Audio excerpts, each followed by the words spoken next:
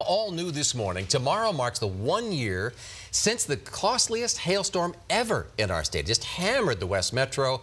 We'll get some new numbers today, but we know it caused at least $1.4 billion in damage. And 1 year later, roofers and contractors say they are still busy, not only fixing all the storm damage, but also fixing the work of bad contractors. Denver 7's Megan Lopez is live for us this morning. And Megan, this is a good reminder for us as we enter severe weather season.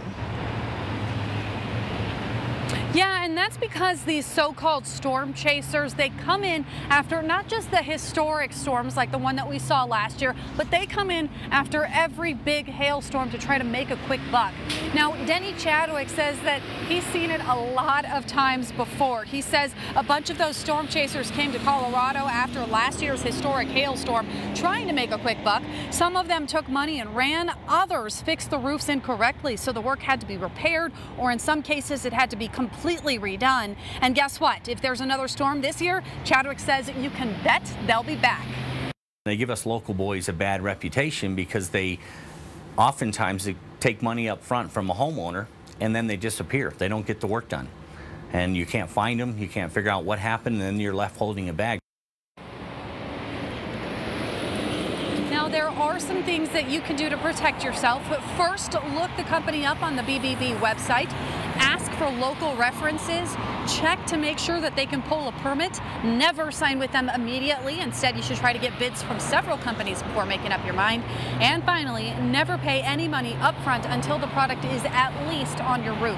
Chadwick says that the best thing to do in a case like this is to just go with a local company because they know the local rules and regulations, and that's going to help you make sure that they can pass state inspections after all that work has already been done.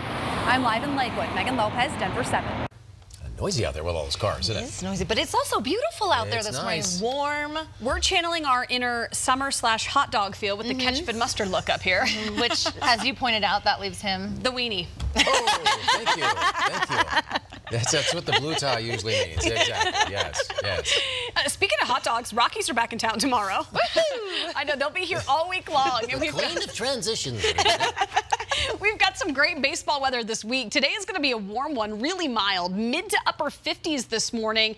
Shorts and sunscreen for the kids. We'll be at 83 this afternoon under a partly sunny sky. So even with some of the cloud cover, you need to be careful because it's going to mean they could burn with some of the rays rolling through, even that cloud cover.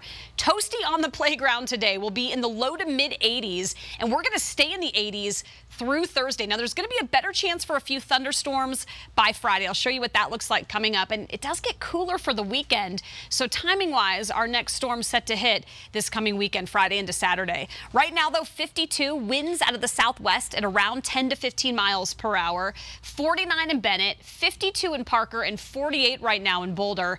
Really nice. Just a sweatshirt or a light jacket needed this morning. Here's a look at some of the clouds, again, streaming in from the west. It's going to get a bit thicker this afternoon, that cloud deck, and we're expecting a partly sunny sky. And in fact, statewide, the clouds will be a bit more of an issue today. Take a look at Futurecast, though, and how early it warms up. By 11 o'clock, we're at 74 here in Denver, mid-70s in Aurora, and some upper 60s near Fort Collins and Greeley.